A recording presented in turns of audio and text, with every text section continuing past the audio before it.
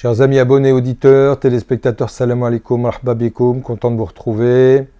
Nous allons aborder aujourd'hui une question qui va relever de l'ordre initiatique, puisque c'est quand même l'aspect le plus fondamental de l'islam, et qu'au fur et à mesure où nous débattrons ces questions, nous verrons qu'à travers notamment des chroniques sur le Coran, que la nature du Coran dans sa quasi-totalité en réalité est initiatique et que le but qui nous est assigné est d'aller à Dieu.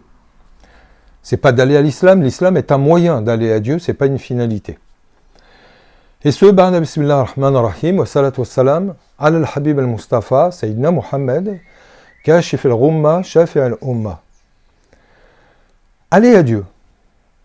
Donc, c'est déjà en avoir une conscience. Et ça, c'est un des tout premiers actes, et ce qu'on va appeler dans le langage technique du soufisme, al-qabda, c'est-à-dire la saisie, la poignée, la touche divine.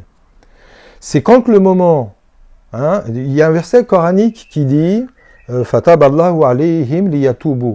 C'est Allah qui revient vers nous avant de revenir vers lui. C'est-à-dire que la première touche, elle est d'ordre divine. Allah va s'insérer dans notre vie et va venir toc-toquer à notre porte. Tu sais, t'as pas conscience de qui va venir toquer. Ça vient toquer à notre cœur et tout à coup dans notre vie, un événement va produire un électrochoc, va entraîner chez nous un basculement dans notre vie, va entraîner une prise de conscience, même si elle n'est pas claire au début, mais va de toute façon nous permettre de comprendre que Dieu vient d'entrer en notre vie et qu'il est en train de faire le ménage et en train, un petit peu, je dirais même, de mettre le bazar, il va tout mettre en l'air.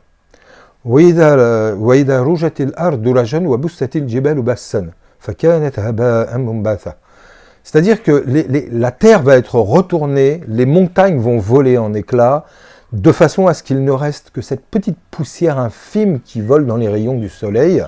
C'est comme ça que notre intérieur devient. Or, ce signe-là, il doit être pris comme venant de Dieu.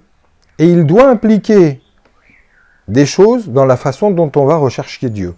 Et pour ça, j'explique. C'est-à-dire que Dieu étant tout, il est indéterminé. S'il était déterminé, il serait terminé. Or, Dieu n'étant pas terminé, il n'est pas déterminé et il n'est pas déterminable. Comme il n'est pas définissable, parce que pour être définissable, il faut être fini, Dieu étant infini, il n'est pas définissable.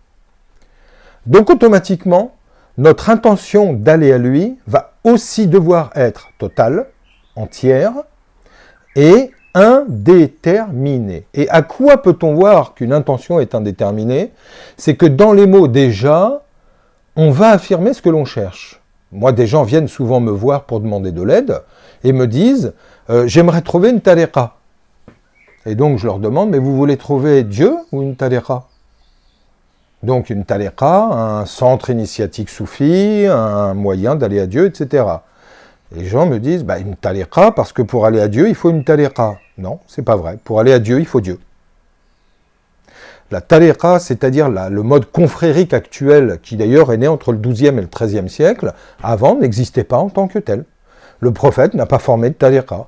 Il a formé du compagnonnage, il a éduqué des gens selon leur cas précis, il les a accompagnés au quotidien de jour et de nuit, et non pas à distance, et il n'a pas formé de tariqa en tant que tel. Alors la tariqa en tant que telle n'est pas une hérésie, c'est une modalité de compagnonnage et un mode confrérique qui permet, quand il y a un shir réellement formé, d'être guidé.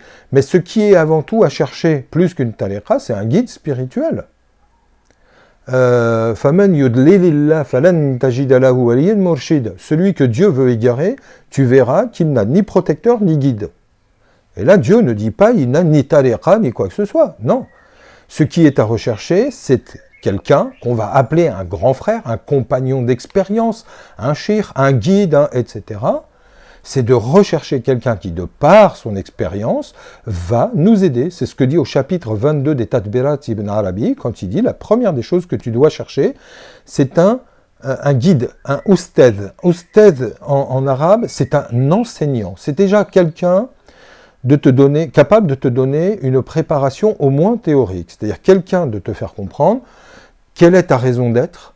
Pourquoi cette présence, cette rabda, cette présence, cette saisie divine, cet électrochoc qui s'est passé en toi, pourquoi est-ce qu'elle est en train de mettre du désordre dans ta vie? Pourquoi est-ce que tu as l'impression, en t'engageant dans une voie, que tout d'un coup, tu vas vers le bas plutôt que le haut? C'est parce que justement, cette terre qui est ton être, ces montagnes qui sont tes certitudes, qui sont ces impossibilités que tu pensais ne jamais pouvoir franchir, tout ça va tomber en désuétude, tout ça va être transformé en poussière. Or, au moment où on veut aller chercher Dieu et que ceci se produit en nous, il faut bien prendre conscience que notre résignation, elle doit être totale. Notre consécration, elle doit être totale. On ne va pas à Dieu comme un loisir. On ne va pas à Dieu le week-end pour prendre un petit thé. Dieu étant tout, ça sera toute notre vie. Or, si on n'est pas prêt à ça, je rappelle que dans le Coran, ce n'est pas une obligation. Quand il est dit « Fasabir bismi rabbika wa tabattil ilayhi tabtila », c'est-à-dire consacre-toi à l'invocation, à la glorification de ton Seigneur entièrement, en y donnant tout ton être. C'est un appel qui n'est pas recouvert d'une obligation. Si on s'en sent capable, si on a compris que notre nature primordiale, notre fitra, c'est ça. Si on a compris que notre vraie raison d'être, c'est ça, oui, on y va. Mais par contre, il faut avoir conscience du prix qu'il va y avoir à payer, parce qu'il va falloir dire ciao et à la dunya et à l'akhira. On n'est plus en quête du paradis, on n'est plus en quête des plaisirs de ce monde, on est en quête yuriduna wajha Allah, ils ne veulent que la face de Dieu. C'est-à-dire la nature et l'essence divine proprement dite, ils sont prêts à tout sacrifier. Et tant qu'on n'a pas cette conscience que c'est quand on est engagé totalement qu'on pourra aller au bout, eh bien nécessairement dans notre cheminement, on s'arrêtera à un moment donné, mais notre voie n'ira jamais au bout. Merci beaucoup de m'avoir suivi, à très bientôt. Je sais que ce sont des thématiques importantes, sur lesquels je reviendrai en détail, où je parlerai plus spécifiquement de la nature de ces différentes étapes. En vous remerciant de m'avoir suivi, merci de partager et de vous abonner, et à très bientôt. Salam alaikum.